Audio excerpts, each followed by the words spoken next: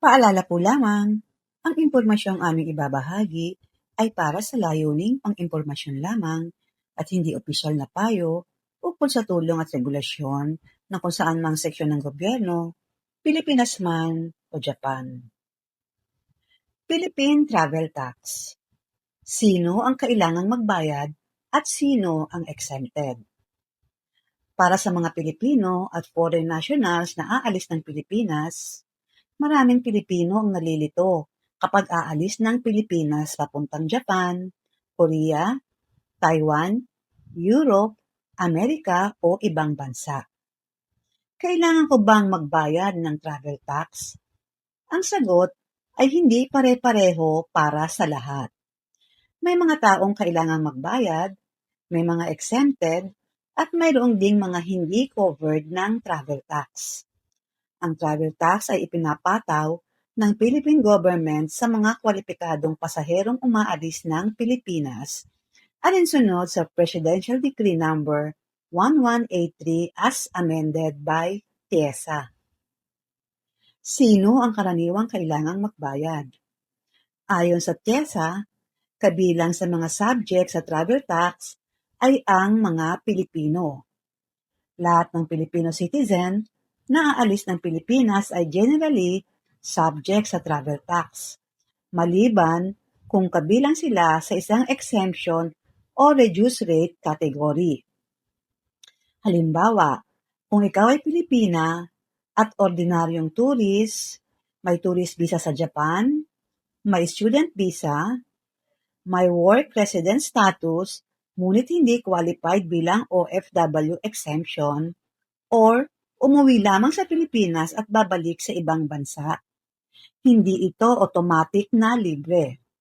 Kailangan tignan kung may applicable exemption. Ikalawa, OFW exempted. Ito ang isa sa pinakamahalagang exemption. Kung ikaw ay OFW, exempted sa Philippine Travel Tax, basta mapatunayan ang iyong OFW status at mayroon kang kinakailangang dokumento. Para sa OFW na hired through the Department of Migrant Workers, ang OEC, Overseas Employment Certificate, ay maaaring magsilbing Travel Tax Exemption Certificate kapag ginagamit sa pagpunta sa kanyang worksite. Kung directly hired abroad, maaaring kailanganin ang Certificate of Employment issued by the Philippine Embassy Consulate, employment contract authenticated by the Philippine Embassy Consulate. Halimbawa, SSW worker sa Japan. Kung siya ay tunay na OFW at may valid employment documentation, OEC, na naaayon sa requirements. Travel tax exempted. Hindi dahil SSW visa mismo ang exemption, kundi dahil qualified siyang OFW. Ikatlo, may 5-year work residence status sa Japan. Ito ang madalas na pinagtatalunan. Halimbawa, Pilipina, may 5-year residence status sa Japan, nagtatrabaho sa Japan, umuwi sa Pilipinas, at babalik sa Japan. Hindi ibig sabihin na 5 years visa automatic travel tax exemption.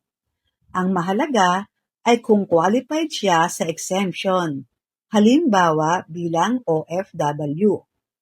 Kung qualified siyang OFW at kumpleto ang requirements, exempted. Kung hindi siya qualified bilang OFW, maaaring subject pa rin sa travel tax. Kaya hindi sapat na sabihin, may 5-year visa ako sa Japan, kaya wala akong travel tax. Hindi ganoon ang rules. Ika-4, Filipino permanent resident abroad. Ang Filipino citizen na permanent resident sa ibang bansa ay maaaring exempted sa travel tax kung permanent resident siya sa abroad at ang kanyang stay sa Pilipinas ay less than 1 year. Ito ay malinaw na nakalista sa TIESA, Travel Tax Exemption Rules. Halimbawa, isang Pilipina na permanent resident sa Japan, USA, or Canada. Umuwi sa Pilipinas, January 10 at aalis muli September 10. 9 months lang siyang nagstay sa Pilipinas. Maaari siyang travel tax exempted, subject sa required proof of permanent residence. Ikalima, permanent resident pero mahaba ang stay sa Pilipinas. Dito kailangan ng pag-iingat. Ang exemption para sa Filipino permanent residents abroad ay may condition na. Less than 1 year ang stay sa Pilipinas, kaya kung matagal siyang nanatili sa Pilipinas, hindi napasok sa exemption requirements, kailangang i-check ang travel tax obligation bago umalis. Ika-6, ordinaryong worker abroad na hindi qualified bilang OFW. Halimbawa, isang Pilipinang nakatira sa Japan at may residence status. Pero sa particular na biyahe niya, wala siyang dokumentong magpapatunay na qualified siya sa OFW exemption. Hindi otomatikong sasabihin na may Japan visa ako kaya exempted ako. Ang travel tax exemption ay nakabase sa qualifications at supporting documents, hindi lamang sa haba ng visa. Ikapito, infants. Ang mga batang 2 years old and below ay kabilang sa travel tax exemptions. Kaya hindi sila sinisingil ng regular travel tax gaya ng adult passenger. Ikawalo, dependents ng OFW. Mayroon ding privilege reduced travel tax para sa qualified dependents ng OFW. Hindi ito kapareho ng full exemption. Ayon sa current TESA rates, dependent of OFW, ang economy, 300. Ang first class, 400. Para lamang ito sa mga pasaherong pasok sa requirements ng privilege reduced rate. Crew members ang ika-9. Ang mga crew member ng aircraft na bumibiyahe sa international routes at pasok sa requirements ay maaaring exempted sa travel tax. Kailangan ng appropriate certification mula sa Civil Aeronautics Board. Ika-10, government employees na official business. Ang mga Philippine government officials, employees na naglalakbay on official business at may kinakailangang travel authority ay maaaring exempted. Hindi ibig sabihin na lahat ng government employee ay automatic exempted. Ang mahalaga ay ang purpose ng travel at required documentation. Ang ika-11, mga foreigners, hindi lahat ay nagbabayad. Ito naman ang isa sa pinakamahalagang bahagi. Kung foreigner ang aalis ng Pilipinas, hindi automatic na kailangan niyang magbayad ng Philippine Travel Tax. Foreign passport holder na non-immigrant at hindi pa umabot ng 1 year ang stay sa Pilipinas. Generally, not covered by travel tax. Kaya halimbawa, Japanese tourist sa Pilipinas, 9A tourist visa, nanatili lamang ng 2 buwan. Hindi covered ng Philippine Travel Tax. TIEZA specifically states that foreign passport holders generally are not subject to travel tax unless they have a taxable immigration status or have stayed in the Philippines for more than 1 year. Ang ika-12, pero may mga foreigner na kailangang magbayad. May mga foreign passport holders na may taxable immigration status. Kabilang sa TIEZA, taxable foreign immigration statuses ang mga halimbawa tulad ng 13 Quota Preference Immigrant, 13A o Alien Spouse of Philippine Citizens, at iba pang specified immigration categories. Makikita ito sa onlinetax.tiesa.gov.ph na kanilang website. Kaya halimbawa, Japanese husband na may 13A visa. Hindi siya dapat ituring na ordinaryong tourist lamang. Ang 13A ay kabilang sa taxable foreign immigration statuses listed by TIEZA. Ang ika-13, foreign tourist na matagal na sa Pilipinas. May isa pang importanteng rule. Ang non-immigrant foreign passport holder na natili sa Pilipinas ng higit sa 1 year ay maaaring maging subject sa travel tax.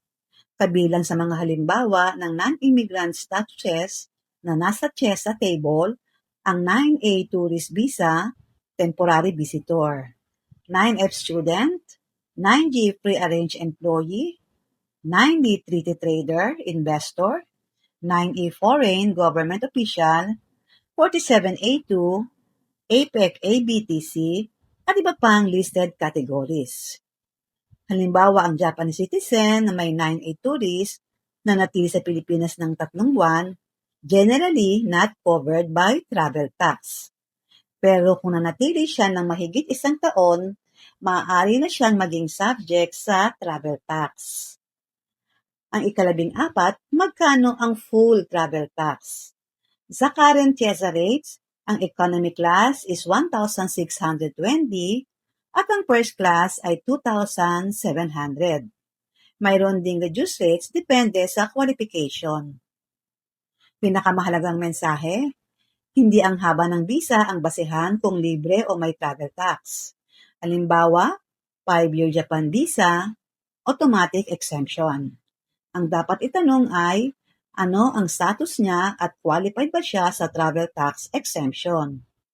Kung OFW siya, exempted, provided complete ang requirements. Kung Filipino permanent resident abroad, exempted, kung ang stay sa Pilipinas ay less than 1 year subject to proof. Kung ordinary Filipino traveler, generally, kailangan magbayad. Kung foreign tourist, generally, hindi covered kung less than 1 year ang stay. Kung foreigner na may taxable Philippine immigration status gaya ng 13A, subject sa travel tax. At kung foreign non-immigrant ay lumagpas ng 1 year ang stay sa Pilipinas, maaari na siyang maging subject sa travel tax. Kaya bago pumunta sa airport, huwag lamang tingnan kung anong bansa ang pupuntahan o kung ilang taon ang visa. Tignan ang citizenship, immigration status, purpose ng travel, haba ng stay sa Pilipinas, at kung may valid exemption documents. Disclaimer lamang po, ang lahat ng impormasyong ibinahagi ay para sa layuning pang-impormasyon lamang at hindi garantisadong kumpleto o laging updated. Ito ay maaaring magbago ng walang paunang abiso. Ang creator ay hindi mananagot sa anumang direkta o hindi direktang epekto na maaaring magmula sa paggamit o interpretasyon ng impormasyong ito. At sa pangwakas, umaasa po kami na nakatulong ang impormasyong ito bilang gabay. Para sa pinakabagong update at opisyal na detalye, makabubuting i-verify pa rin sa tamang ahensya o autoridad. Marami pong salamat.